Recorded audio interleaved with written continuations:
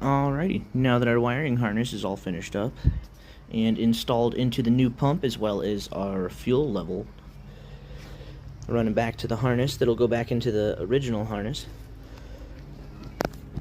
Now the next step is to take this back out to the vehicle and try and get it underneath. Alrighty, now we've got the tank out here prepped with the straps, all of the extra bolts and screws, our fuel lid cover, as well as the plastic housing that your filler neck will sit in.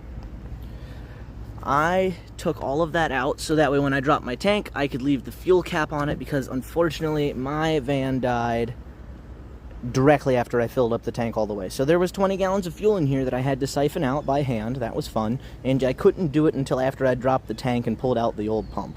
So that's fun. But you know what? We're still missing something here. We got to get this up in the air. Let's go get the jack. All right, come on, Jack. Let's go. So unfortunately, the only place to jack up the backside is on the shock absorber right there and the bottom of the bracket on the axle, which is totally okay. Also, I noticed there's a jack stand in the front that it's sitting on, and there's also my jack stand right here in preparation for when I lift this backside up. Jackety, jackety, jackety. Up you go. So I've got it jacked up, I believe, high enough to put the fuel tank under. You'll notice the second jack stand is up under the front because the first one has shifted while I jacked it up this high. Now because that jack stand up front shifted, I let down the back half. We're gonna go jack up the front and reposition it so it's not falling into the pavement anymore. Now that we fixed the jack in the front, we can jack up the back again and place our jack stand. It is there to catch that. I do not have anything tall enough to reach that. If it falls, it's gonna hit the jack stand first.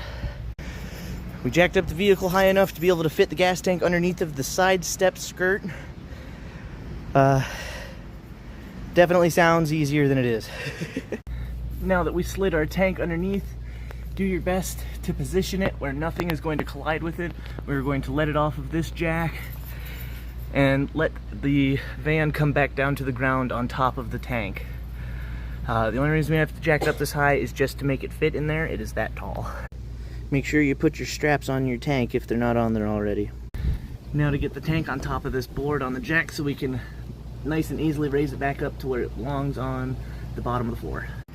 Don't forget to put your filler neck up through the hole before you put your tank on the jack.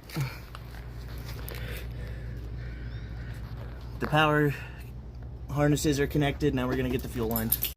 Don't forget your gas line clips. I hope you're not claustrophobic, because reaching in there to resubmit them fuel lines on there is not an easy task.